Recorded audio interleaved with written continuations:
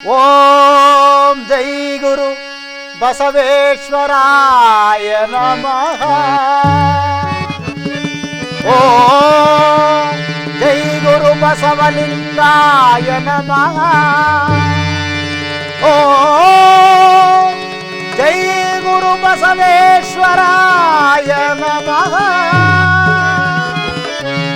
ವಂದನೆ ವಂದನೆ ಗುರು ಬಸವಣ್ಣನಿಗೆ ವಂದನೆ.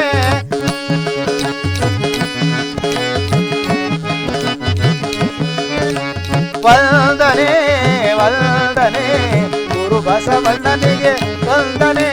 ಜಗದ ಅಜ್ಞಾನವ ನೀಗಿಸಿದಾತ ನಿಮಗಿದು ಶತಕೋಟಿ ವಂದನೆ.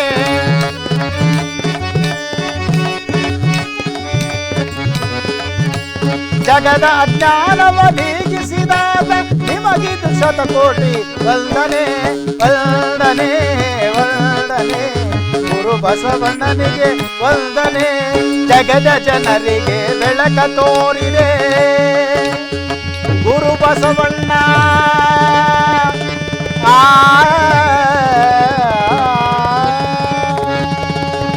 ಜಗದ ಜನರಿಗೆ ಬೆಳಕ ತೋರಿದೆ. ವಚನ ಸಾಹಿತ್ಯವ ಜನಕ್ಕೆ ನೀಡಿದೆ. ಮನುಕುಲ ಅರಿಯುವ ಶಕ್ತಿ ನೀಡಿದೆ. ಮನುಕುಲ ಅರಿಯುವ ಶಕ್ತಿ ನೀಡಿದೆ. ಜ್ಞಾನದ ಬೆಳಕು ಜಗಕ್ಕೆ ತೋರಿದೆ.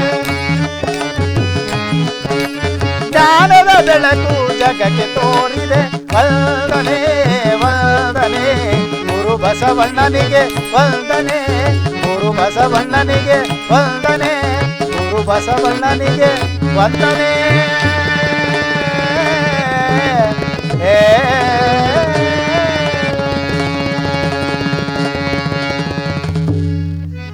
ಬಸವಣ್ಣನವರ ಮಾವನವರಾದಂತಹ ಬಲದೇವರಸರೊಡನೆ ಉದ್ಯೋಗವನ್ನು ಹರಸಿ ಅರಮನೆಗೆ ಬಂದಿದ್ದಾರೆ. ಕರ್ಣಶಾಲೆಗೆ ಕರೆದುಕೊಂಡು ಬಂದು ಬಸವಣ್ಣನವರನ್ನು ಕುಳ್ಳಿರಿಸಿ ತನ್ನ ಮಾವನವರು ಆಪ್ತ ಗೃಹಾಲೋಚನೆ ನಡೆಯುವ ಸ್ಥಳಕ್ಕೆ ಹೋಗಿದ್ದಾರೆ. ಬಸವಣ್ಣನವರು ಕುಳಿತು ಕುಳಿತು ಸಾಕಾಯಿತು. ಒಂದೆಡೆ ಮಾವನವರು ಬೇರೆ ಬರಲಿಲ್ಲ. ಒಂದು ಕಡೆ ಕುಳಿತು ತದನಂತರ ಬೇಸರವಾಗಿ ಅಲ್ಲಿ ಕರ್ಣಶಾಲೆಯಲ್ಲಿ ಲೆಕ್ಕಾಚಾರಗಳನ್ನ ಅಯವ್ಯಯಗಳನ್ನ ಹಾಕುತ್ತಿದ್ದರು. ಆ ಸ್ಥಳಕ್ಕೆ ಧಾವಿಸಿ ಪ್ರತಿಯೊಂದು ನೋಡುತ್ತಿದ್ದಾರೆ. ಅಲ್ಲಿ ವಂಚನೆಯಲ್ಲಿ ತೊಡಗಿದ್ದ ಕರ್ಣಿಕರನ್ನ ಕಂಡು ಬಸವಣ್ಣನವರ ಮನಸ್ಸು ತುಂಬಾ ವ್ಯಥೆಗೊಂಡಿತು. ತಡೆಯಲಾಗದೆ ಅಲ್ಲಿಂದ ಎದ್ದು ಬಂದು, ಸ್ವಾಮಿ, ಅನ್ಯರ ಎಂಜಲಿಗೆ ಕೈಯೊಡ್ಡಿ ಆತ್ಮವಂಚನೆ ಮಾಡಿಕೊಳ್ಳುವುದು ಇಂತಹ ಕೀರ್ತನ ಮಾಡಬಹುದೇ? ಈ ಉಪದೇಶ ಕೇಳಿ ಅಲ್ಲಿದ್ದವರೆಲ್ಲ ಮುಸಿ ಮುಸಿ ನಕ್ಕರು. ಅವರಲ್ಲೊಬ್ಬ ಮಾತನಾಡಿದ, ಯಾರೋ ಅಪ್ಪ ನೀನು, ನಮಗೆ ಏನೇನೋ ಬುದ್ಧಿ ಹೇಳಲು ಬರ್ತಾ ಇದೀಯಾ? ಅಲ್ಲ, ರಾಜ್ಯದ ಬೊಕ್ಕಸದಿಂದ ಬರುವ ನಮ್ಮ ಸಂಬಳದಿಂದ ಹೆಂಡತಿ ಮಕ್ಕಳ ಹೊಟ್ಟೆ ತುಂಬಲು ಸಾಧ್ಯವೇ? ಪಾಪ, ಇನ್ನು ಸಂಸಾರದ ಭಾರ ಏನು ಬಿದ್ದಂತೆ ಕಾಣ್ತಾ ಇಲ್ಲ ನಿನಗೆ ಎಂದು ವ್ಯಂಗ್ಯವಾಗಿ ನುಡಿದರು. ಬಸವಣ್ಣನವರು, ಇರಬಹುದು, ಆದರೆ ಹಸಿವು ವಿಪರೀತವೆಂದು ಎಕ್ಕೆಯ ಕಾಯಿಯನ್ನ ತಿನ್ನಲು ಸಾಧ್ಯವೇ? ಬಾಯಾರಿಕೆ ಬಹಳವಾಯಿತೆಂದು ವಿಷವನ್ನು ಕುಡಿಯಲು ಸಾಧ್ಯವೇ? ಹೇ ಹೇ ಅಪ್ಪಯ್ಯ, ಅನ್ನ ಬೇರೆ, ಎಕ್ಕೆಕಾಯಿ ಬೇರೆ, ವಿಷ ಬೇರೆ, ನೀರು ಬೇರೆ. ಅದು ನಮಗೂ ತಿಳಿದಿದೆ, ತಿಳಿತೋ? ಸಂಬಳದ ಹಣ, ಲಂಚದ ಹಣ, ಎರಡೂ ಹಣ ಬೊಕ್ಕಸ ಮುದ್ರಿಸಿದ ರೀತಿಯಲ್ಲಿ ಬರೋದು. ಬಸವಣ್ಣನವರು ಶಾಂತಿಯಿಂದಲೇ ಉತ್ತರಿಸಿದರು, ನಿಜ, ಆದರೆ ಸುಣ್ಣದ ನೀರು ಬೆಳ್ಳಗಿರುವುದು, ಹಾಲಿನ ನೀರು ಬೆಳ್ಳಗಿರುವುದು ಎಂದು ನಂಟತನಕ್ಕೆ ಬಂದಾಗ ಬೀಗರಿಗೆ ಸುಣ್ಣದ ನೀರನ್ನು ಉಣಬಡಿಸಲುಂಟೆ? ಸತ್ಯದಿಂದ ಶುದ್ಧವಾದ ದುಡಿಮೆಯಿಂದ ಬಂದದ್ದು ಹಾಲಿನ ಪಾಯಸದಂತೆ, ಲಂಚದಿಂದ ಗಳಿಸಿದ್ದು ಸುಣ್ಣದ ನೀರಿನಂತೆ. ಹಣವೆಂಬ ವಿಚಾರಕ್ಕೆ ಬಂದಾಗ ಕೈ ಶುದ್ಧಿಯಾಗಿರಬೇಕು. ನಾವು ಪರಿಶುದ್ಧ ಮನಸ್ಸನ್ನು ಹೊಂದಿ ಅನ್ಯರ ಧನಕ್ಕೆ ಆಸೆ ಪಡುವುದನ್ನ ಬಿಡಬೇಕು. ಆಗ ಮಾತ್ರ ನಿರ್ಭಯವಾಗಿರಬಹುದು. ಇವು ಆದರ್ಶ ಜೀವನಕ್ಕೆ ಅತ್ಯವಶ್ಯಕ. ಹೇಗಾದರೂ ಯಾವುದಾದರೂ ರೀತಿಯಲ್ಲಿ ಹಣ ಬಂದರೆ ಸಾಕು ಎಂಬ ಮನೋಭಾವನೆ ಖಂಡಿತವಾಗಿ ಸರಿಯಾದ ಮಾರ್ಗವಲ್ಲ ಎಂಬುದಾಗಿ ಬಸವಣ್ಣನವರು ಬುದ್ಧಿವಾದವನ್ನು ಹೇಳುತ್ತಿದ್ದಾರೆ. ಸಿದ್ಧರಸರು ಕರ್ಣಶಾಲೆಗೆ ಬರುವುದನ್ನು ಅರಿತ ಅಲ್ಲಿದ್ದವರು ಬಸವಣ್ಣ ಅವರೊಡನೆ ವಾಗ್ವಿವಾದ ಮಾಡುವುದನ್ನು ನಿಲ್ಲಿಸಿ ನಿಶ್ಶಬ್ದರಾಗಿ ಅವರವರ ಕೆಲಸಗಳನ್ನು ಮಾಡತೊಡಗಿದರು. ಮುಖ್ಯ ಕರ್ಣಿಕರು ವಾರ್ಷಿಕ ಆದಾಯ ವ್ಯಯದ ಲೆಕ್ಕವನ್ನು ಸಿದ್ಧರಸರು ಮತ್ತು ಮಹಾಮಂತ್ರಿ ಬಲದೇವರಸರಿಗೆ ಮಂಡಿಸುತ್ತಿದ್ದಾರೆ. ಅಂಕಿ ಅಂಶಗಳನ್ನು ಲೆಕ್ಕಾಚಾರ ಮಾಡಿ ಪರಿಶೀಲಿಸುತ್ತಾ ಮಂತ್ರಿಗಳು ಕುಳಿತಿದ್ದಾಗ ಅಲ್ಲೇ ಇದ್ದ ಬಸವಣ್ಣನವರ ಗಮನಕ್ಕೆ ಒಂದು ದೊಡ್ಡ ವಂಚನೆ ಕಣ್ಣಿಗೆ ಬಿತ್ತು. ಆಯದಲ್ಲಿ ಬೀಯವನ್ನು ಕಳೆದು ಶೇಷವನ್ನು ಸರಿಯಾಗಿ ಕಾಣಿಸಿದರೂ ಬಹುದೊಡ್ಡ ಮೊತ್ತ ಎರಡೆರಡು ಬಾರಿ ವ್ಯಯದಲ್ಲಿ ಸೇರಿ ಬೊಕ್ಕಸಕ್ಕೆ ವಂಚನೆಯಾಗುತ್ತಿತ್ತು. ಬಸವಣ್ಣನವರು ಮನಸ್ಸಿನಲ್ಲಿ ಆಂದೋಲನ ಶುರುವಾಯಿತು. ನಾನು ಇಲ್ಲಿ ಕಂಡ ಸತ್ಯವನ್ನು ಹೇಳಬೇಕೋ ಬೇಡವೋ ಅರಿಯದಾಗಿದೆ. ಈ ಹಣ ಪ್ರಜೆಗಳ ಒಡವೆ, ಭಕ್ತನ ಒಡವೆ ಖಂಡಿತವಾಗಿ ಲಂಚಕೋರರ ಕೈಯಲ್ಲಿ ಸೇರಬಾರದು. ಲಕ್ಷಾಂತರ ಮಂದಿ ಕರದ ರೂಪದಲ್ಲಿ ಕೊಟ್ಟಂತಹ ಸಂಪತ್ತು ಕದ್ದ ರೂಪದಲ್ಲಿ ಕೆಲವರ ಮನೆಯನ್ನು ಸೇರಬಾರದು. ಕಾಯಕವನ್ನು ಅರಸಿ ಬಂದಿರುವ ನಾನು ಬಂದೊಡನೆಯೇ ಸತ್ಯವನ್ನು ನುಡಿದರೆ ನನಗೆ ಕೆಲಸವನ್ನು ಯಾರು ಕೊಡುತ್ತಾರೆ?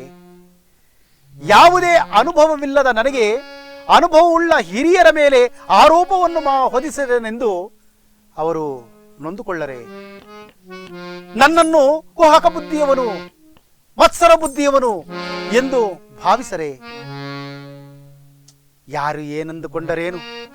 ಸತ್ಯವನ್ನು ನುಡಿಯಲೇಬೇಕು. ನನ್ನ ಅಂತರಾತ್ಮವು ವಂಚನೆ ಮಾಡಿಕೊಳ್ಳಲು ಒಪ್ಪದು. ನನಗೆ ಪುರಸ್ಕಾರ ಸಿಕ್ಕದಿದ್ದರೆ ಏನಂತೆ? ಸತ್ಯವನ್ನು ಹೇಳಲೇಬೇಕು. ಉದ್ಯೋಗವಾದರೂ ಸಿಕ್ಕಿದರೂ ಸಿಕ್ಕಬಹುದು ಸತ್ಯದಿಂದ. ಆದ್ದರಿಂದ ಕಣ್ಣಲ್ಲಿ ಕಂಡದ್ದು ಹೇಳಿಯೇ ಬಿಡುತ್ತೇನೆ ಎಂದು ನಿರ್ಧರಿಸಿಕೊಂಡರು ಬಸವಣ್ಣನವರು. ಅಲ್ಲಿ ಅನ್ಯಾಯವಾದ ಸಂಗತಿಯನ್ನ ಸಿದ್ಧರಸರಿಗೆ ಮಂಡಿಸುತ್ತಿದ್ದಾರೆ. ಇದನ್ನು ಕೇಳಿದ ಸಿದ್ಧರಸರಿಗೆ ಯೋಚಿಸುವಂತಾಯಿತು. ಅಲ್ಲ, ಬಸವಣ್ಣ ಎಂತಹ ಆರೋಪವನ್ನು ಮಾಡುತ್ತಿದ್ದಾನೆ? ಒಂದು ವೇಳೆ ಪ್ರತ್ಯಕ್ಷ ಮಾಡಿ ತೋರಿಸಲು ಆಗದಿದ್ದರೆ ಅವನಿಗೂ ಅಪಖ್ಯಾತಿ, ನನ್ನ ಮಿತ್ರ ಬಲದೇವರಸರಿಗೂ ಅಪಮಾನ. ವೃಥಾ ಇಂತಹ ವಿಚಾರಕ್ಕೆ ಏಕೆ ಕೈ ಹಾಕಿದ ಎಂದು ಅಂದುಕೊಂಡರು.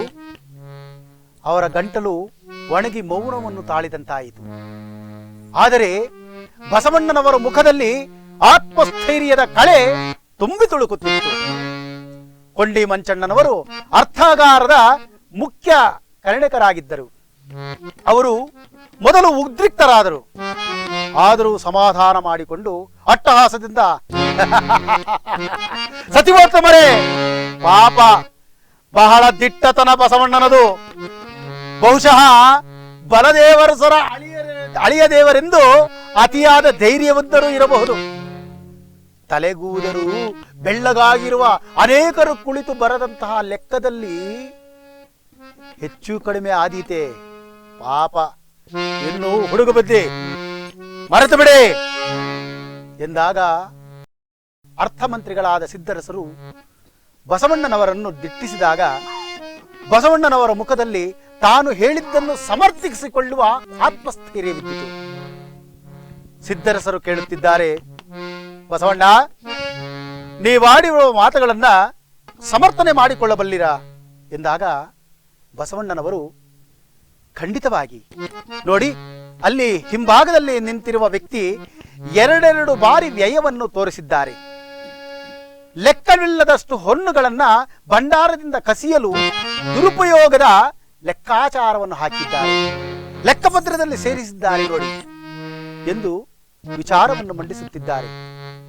ಮಂಚಣ್ಣನವರಿಗೆ ಸಹಿಸಲಾಗದಷ್ಟು ಕೋಪಾದ್ರಿಕ್ತರಾದರು.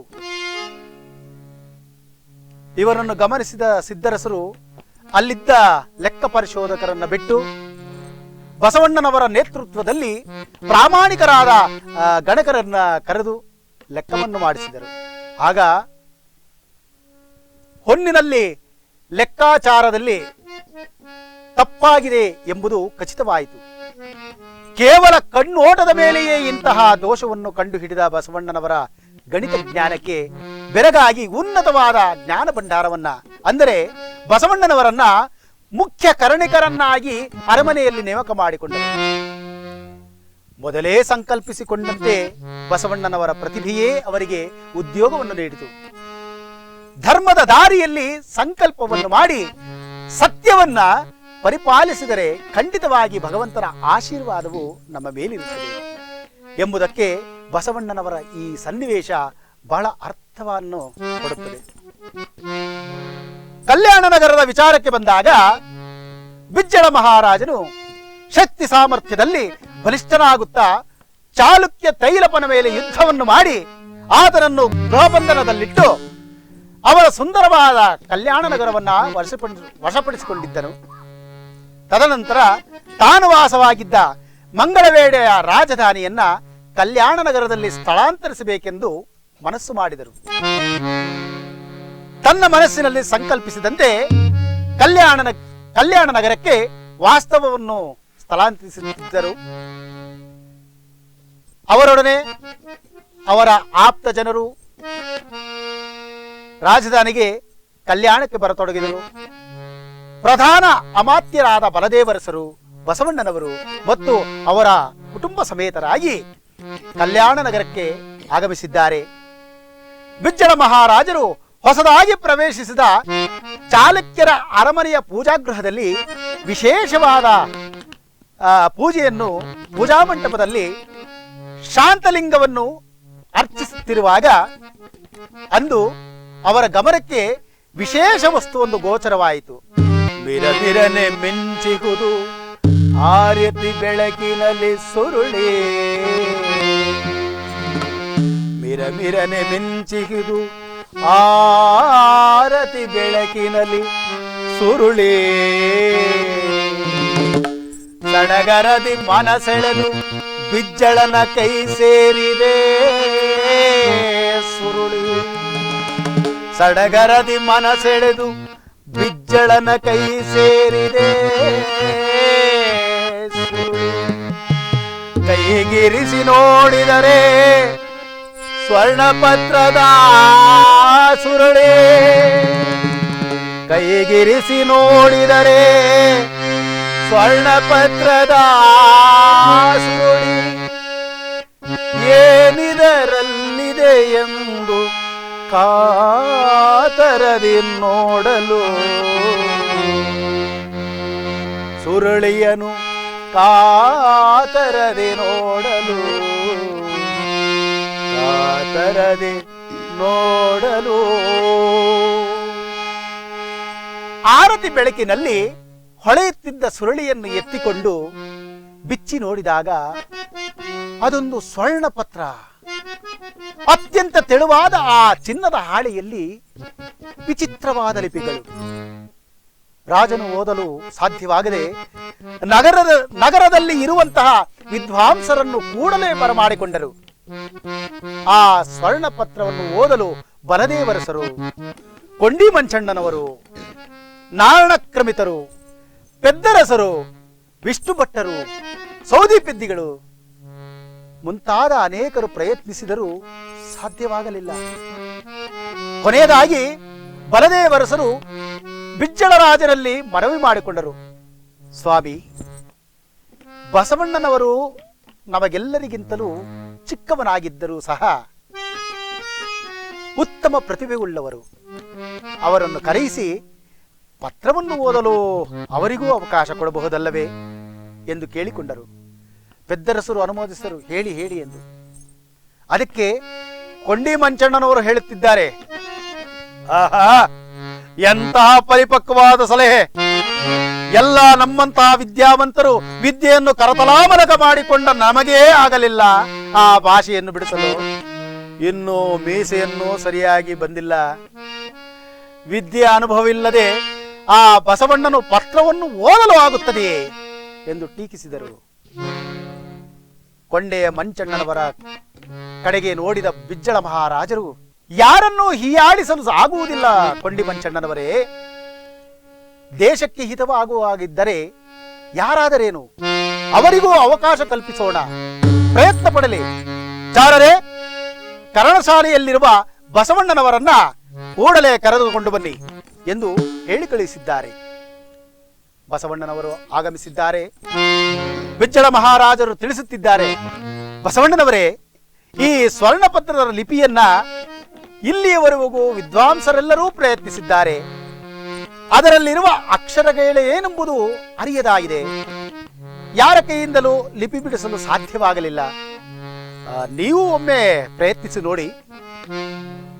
ಸ್ವರ್ಣಪತ್ರ ಸುಳಿಯನ್ನು ಕೈಯಲ್ಲಿ ತೆಗೆದುಕೊಂಡು ಪ್ರಭುಗಳ ಚಿತ್ತ ಎಂದು ಭಕ್ತಿಯಿಂದ ಆ ಸುರುಳಿಯನ್ನು ಕಣ್ಣಿಗೆ ಒತ್ತಿಕೊಂಡು ಮನಸ್ಸಿನಲ್ಲಿ ಶಿವನನ್ನು ಧ್ಯಾನಿಸಿದರು. ಎಲ್ಲವ ಕ್ಷೇಮ ನಿಮ್ಮದಯ್ಯ, ಎಲ್ಲ ಹಾನಿ ನಿಮ್ಮದಯ್ಯ, ಎಲ್ಲವ ಕ್ಷೇಮ ನಿಮ್ಮದಯ್ಯ, ಎಲ್ಲ ಹಾನಿ ನಿಮ್ಮದಯ್ಯ. ಕಳ್ಳಿಗೆ ಕಾಯಿ ತಿನ್ನಿದ್ದೆ ಹೇ ಪರಮಾತ್ಮ,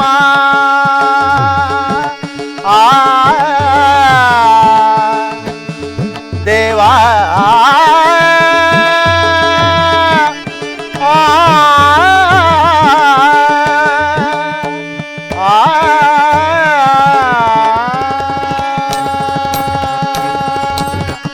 ಬಳ್ಳಿಗೆ ಕಾಯಿ ತಿನ್ನಿತ್ತೆ ಹೇ ಪರಮಾತ್ಮ, ಎಲ್ಲ ಮಾನ ಅಪಮಾನ ನಿಮ್ಮದಯ್ಯ, ಎಲ್ಲ ಮಾನ ಅಪಮಾನ ನಿಮ್ಮದಯ್ಯ, ಎಲ್ಲವ ಕ್ಷೇಮ ನಿಮ್ಮದಯ್ಯ, ಎಲ್ಲ ಹಾನಿಗಳು ನಿಮ್ಮದಯ್ಯ, ಎಲ್ಲವ ಕ್ಷೇಮ ನಿಮ್ಮದಯ್ಯ.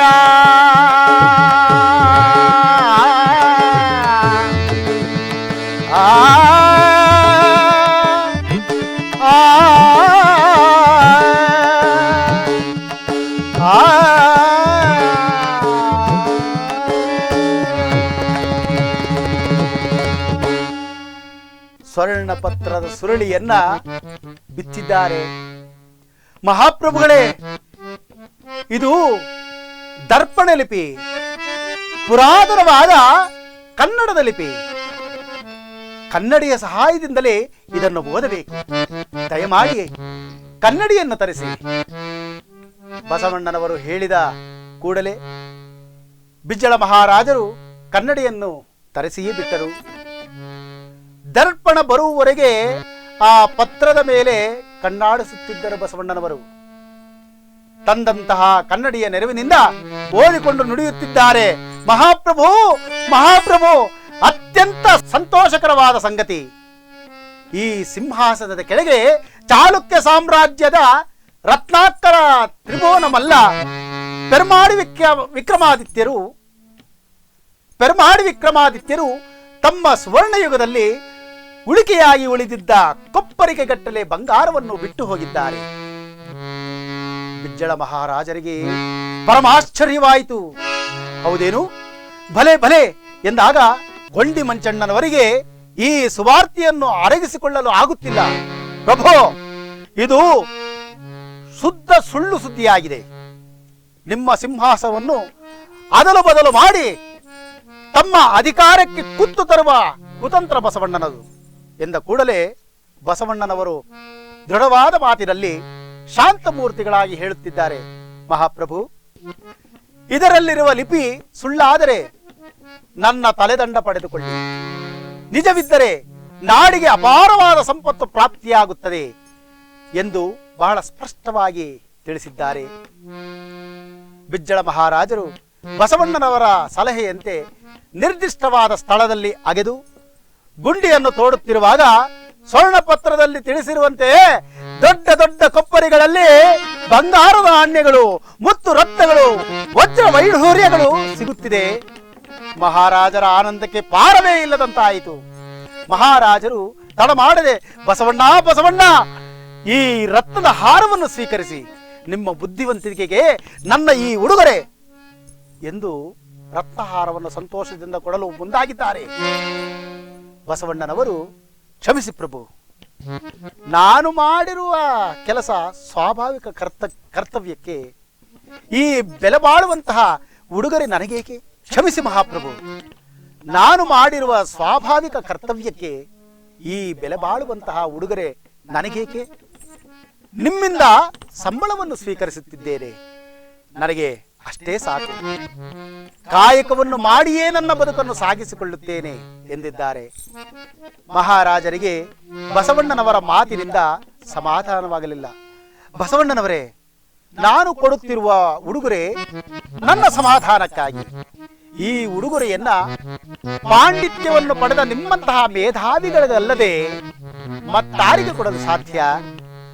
ನನ್ನ ಮನಸ್ಸಿನ ನೆಮ್ಮದಿಗಾದರೂ ಈ ನೆಲಮಾಳಿಗೆಯಿಂದ ತೆಗೆದಂತಹ ದ್ರವ್ಯದಲ್ಲಾದರೂ ಸ್ವಲ್ಪ ಪಾಲು ತೆಗೆದುಕೊಳ್ಳಬೇಕು.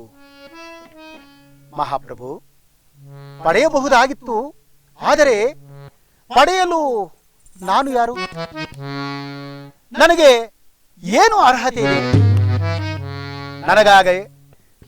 ನನಗಾಗಿ ಪಾಲೆಂದು ಕೊಡಲು ನಿಮಗೂ ಅಧಿಕಾರವಿಲ್ಲ ಎಂದಾಗ ಮಹಾರಾಜರಿಗೆ ಆಶ್ಚರ್ಯವಾಯಿತು. ಏನು, ನನಗೂ ಅಧಿಕಾರವಿಲ್ಲವೇ? ನಿಮ್ಮ ಮಾತು ನನಗೆ ಅರ್ಥವಾಗುತ್ತಿಲ್ಲ. ಪ್ರಭು, ಈ ದ್ರವ್ಯವನ್ನ ಸಂಪಾದಿಸಿದವರು ಪೆರ್ಮಾಡಿ ವಿಕ್ರಮಾದಿತ್ಯ ಪ್ರಭುಗಳು. ಇದರ ನಿಜವಾದ ಒಡೆಯರು ಪ್ರಜೆಗಳು. ಅವರ ಹಿತಕ್ಕೆ ಮಾತ್ರ ಬಳಸಬಹುದೇ ವಿನಃ ಮತ್ಯಾವುದಕ್ಕೂ ಬಳಸುವ ಹಾಗಿಲ್ಲ. ಹಾಗೆ ಬಳಸಬೇಕೆಂದು ನಿಮ್ಮ ಮನಸ್ಸಿಗೆ ಬಂದರೆ ಪ್ರಜೆಗಳ ಹಿತಕ್ಕಾಗಿ ಒಂದು ಮಂಡಳಿಯನ್ನು ಮಾಡಿ ವ್ಯವಸಾಯ, ವಾಣಿಜ್ಯ, ಸಾಮೂಹಿಕ ಶಿಕ್ಷಣ ಮತ್ತು ಸಾಂಸ್ಕೃತಿಕ ಜೀವನ ಇವುಗಳೆಲ್ಲ ಕೆಲವು ವರ್ಗದವರು ಮಾತ್ರ ಬಳಸುತ್ತಿದ್ದಾರೆ. ಇದರ ಉಪಯೋಗ ಎಲ್ಲರಿಗೂ ಸಿಗುವಂತಾಗಬೇಕು. ಆಗ ಮಾತ್ರ ಸಿಕ್ಕಿರುವ ಹೊನ್ನಿಗೆ ಬೆಲೆ ಎನಿಸುತ್ತದೆ ಎಂದು ಬಸವಣ್ಣನವರು ಹೇಳಿದಾಗ ಬಿಜ್ಜಳ ಮಹಾರಾಜರಿಗೆ ಬಸವಣ್ಣನವರ ವಿಚಾರವೆಲ್ಲವೂ ಸರಿ ಎನಿಸಿತು. ಆಗಲಿ ಬಸವಣ್ಣನವರೇ, ಪ್ರಜೆಗಳಿಗೆ ಒಳಿತಾಗುವುದಾದರೆ ಖಂಡಿತವಾಗಿ ಈ ಹೊನ್ನು ಪ್ರಜೆಗಳಿಗೆ ಸದ್ವಿನಿಯೋಗವಾಗಲಿ. ಈ ಮಹತ್ವವಾದ ಹೊಣೆಗಾರಿಕೆಯನ್ನ ನಿಮಗೇ ಕೊಡುತ್ತೇನೆ. ಮಂಡಳಿಯ ಮುಖ್ಯಸ್ಥರಾಗಿ ಯೋಜನೆಗಳನ್ನು ರೂಪಿಸಿ ಎಂದು ಬಸವಣ್ಣನವರಿಗೆ ತಿಳಿಸಿ ಬಲದೇವರಸರಿಗೆ ಹೇಳುತ್ತಿದ್ದಾರೆ. ಬಲದೇವರಸರೇ, ನಿಮಗೊಂದು ಸೂಚನೆ. ಭಂಡಾರದ ಮುಖ್ಯ ಸಚಿವರಾಗಿ ನಿಮ್ಮೊಡನೆ ದುಡಿಯುತ್ತಿದ್ದ ಅಪಾರ ಅನುಭವಿ ಸಿದ್ಧರಸರು. ಅವರು ಶಿವೈಕ್ಯರಾಗಿ ಸಾಕಷ್ಟು ದಿನಗಳಾಗಿವೆ. ಹೇಗಿದ್ದರೂ ಅವರ ಸ್ಥಾನ ತೆರವಾಗಿದೆ. ಆ ಸ್ಥಾನವನ್ನು ಬಸವಣ್ಣನವರು ಅಲಂಕರಿಸಲಿ. ಆ ಸ್ಥಾನದಲ್ಲಿ ಇರಬೇಕಾದವರು ಬುದ್ಧಿವಂತರು, ಸ್ವಾಮಿನಿಷ್ಠೆಯವರು, ಪ್ರಾಮಾಣಿಕರು ಮಾತ್ರ ಸ್ವೀಕರಿಸಬೇಕು. ಅಂತಹ ಎಲ್ಲಾ ಗುಣಗಳು ಬಸವಣ್ಣನವರಲ್ಲಿದೆ. ಇವರಿಗೆ ಅರ್ಥ ಸಚಿವರ ಸ್ಥಾನ ಕೊಟ್ಟು ಬಿಡೋಣ. ಬಸವಣ್ಣನವರೇ, ದಯಮಾಡಿ ಅರ್ಥ ಸಚಿವರ ಸ್ಥಾನ ಸ್ವೀಕರಿಸಿ ಎಂದು ಬಿಜ್ಜಳ ಮಹಾರಾಜರು ಆಜ್ಞಾಪಿಸಿದಾಗ ಎಲ್ಲರೂ ಹರ್ಷೋದ್ಗಾರ ಮಾಡಿದರು. ಎಲ್ಲರೂ ಹರ್ಷೋದ್ಗಾರವನ್ನು ಮಾಡಿದ್ದಾರೆ ಎಂಬ ವಿಚಾರದೊಂದಿಗೆ ಇಂದಿನ ಸಂಚಿಕೆಯನ್ನ ಮುಕ್ತಾಯಗೊಳಿಸೋಣ. ಮುಂದಿನ ಸಂಚಿಕೆಯಲ್ಲಿ ಬಸವಣ್ಣನವರ ಮತ್ತಷ್ಟು ಕುತೂಹಲಕರವಾದ ಮತ್ತು ಅತ್ಯಮೂಲ್ಯವಾದ ವಿಚಾರಗಳನ್ನು ತಿಳಿಯೋಣ. ಗುರು ಬಸವಣ್ಣನವರ ದಿವ್ಯ ಚರಿತ್ರೆಯನ್ನು ಕೇಳುವ ತಮಗೆಲ್ಲರಿಗೂ ಅವರ ಕೃಪಾಶೀರ್ವಾದಗಳು ಸದಾ ಲಭಿಸಲಿ. ಸಕಲರಿಗೂ ಸನ್ಮಂಗಳ ಉಂಟಾಗಲಿ ಎಂದು ಮಂಗಳವನ್ನು ಪಾಡೋಣ. ಮಂಗಳವಾಗಲಿ ಸರ್ವರಿಗೆ, ಮಂಗಳವಾಗಲಿ ಭಕುತರಿಗೆ, ಮಂಗಳವಾಗಲಿ ಸರ್ವರಿಗೆ ಶುಭ, ಮಂಗಳವಾಗಲಿ ಭಕುತರಿಗೆ. ಶರಣರ ಚರಿತೆಯ ಕೇಳುವ ಜನರಿಗೆ ಗುರು ಬಸವಣ್ಣನ ಅನುಗ್ರಹ ಲಭಿಸಲಿ.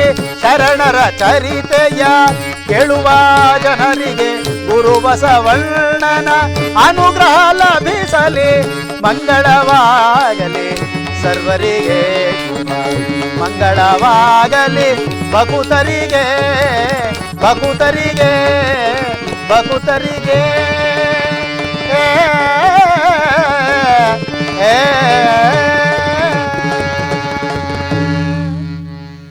ತಪ್ಪದೇ ಎಲ್ಲ ಕಾರ್ಯಕ್ರಮಗಳನ್ನು ವೀಕ್ಷಿಸಿ.